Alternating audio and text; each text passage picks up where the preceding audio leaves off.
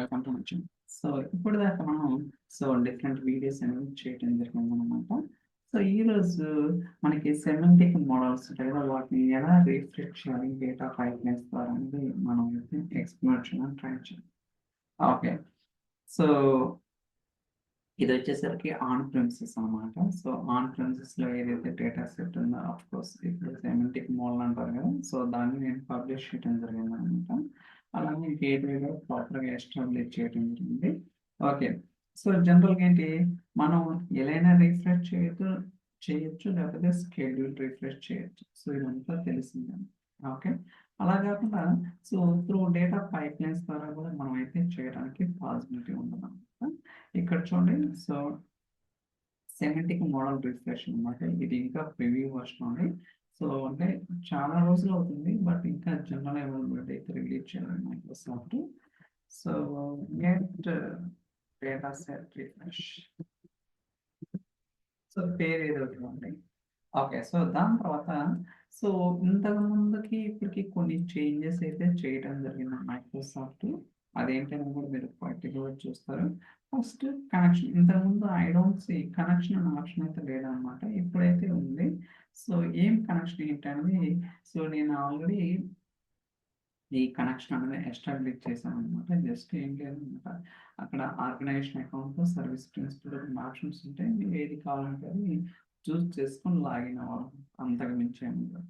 Okay, so దాని తర్వాత ఏ work స్పేస్లో ఉంది అంటే, మీరు ఏదైతే semantic model or data set refresh చేయాలనుకున్నారో ఆ పర్టికులర్ డేటా సెట్ అనేది ఏ వర్క్ స్పేస్ ఉందో మనమైతే ఐడెంటిఫై చేయాలి. సో నాకు వచ్చేసరికి సో డిపార్ట్మెంట్ సేల్స్ అనే వర్క్ స్పేస్లో ఉందన్నమాట. సో దాని తర్వాత ఆ వర్క్ స్పేస్లో ఉన్న అన్నీ కూడా వస్తాయి అన్నమాట. సో మనకేం కావాలా,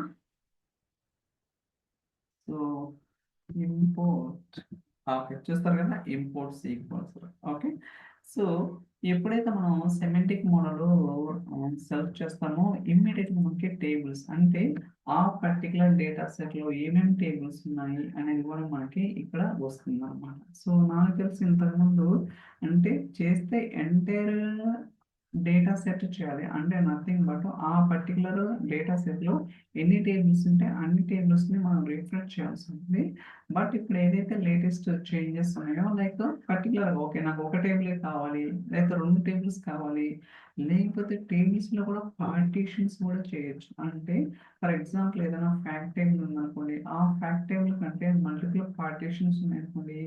సో అంటే ఇక్కడ ఏంటంటే, so what is say like డైనమిక్గా పర్టికులర్ పార్టీషన్ మాత్రమే చేయడానికి కూడా పాసిబిలిటీ ఉంటుంది.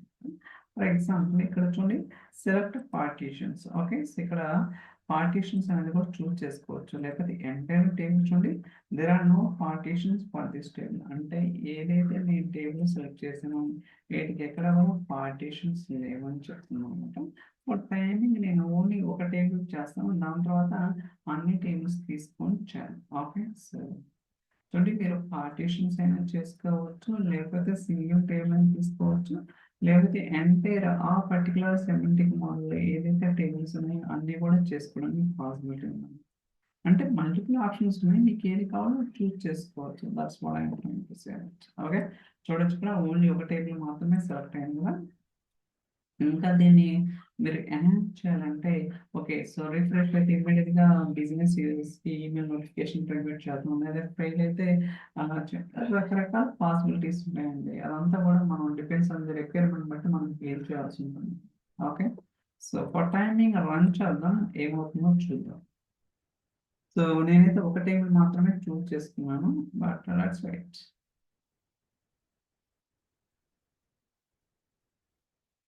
Okay, so in progress.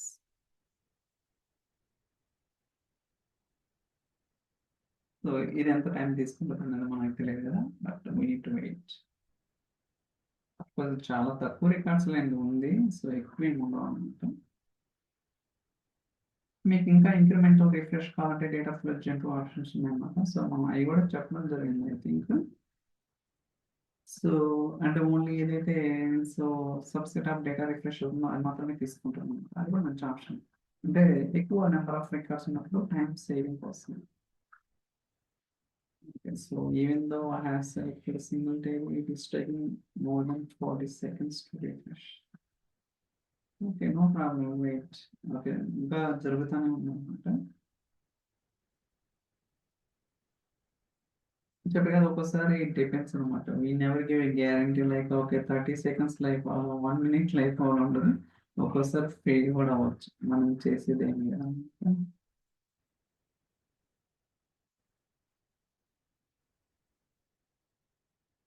Still going on.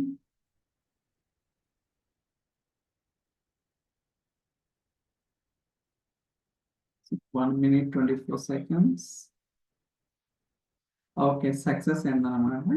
Okay. మీకు కావాలంటే రిఫ్రెష్ హిస్టరీ కూడా చెక్ చేసుకోవచ్చు. ఇక్కడికెళ్ళి రిఫ్రెష్ హిస్టరీ ఉంది కదా! సో, ఐ థింక్ 5:16 ఎప్పుడు కంప్లీట్ అయిందో 5:17కి. ఓకే.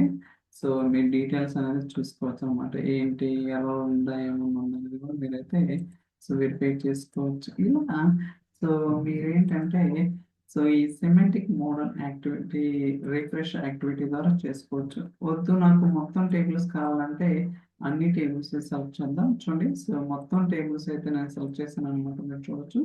సో, ఏదైనా రిఫ్రెష్ చేసుకోవచ్చు. Let's see that one more time.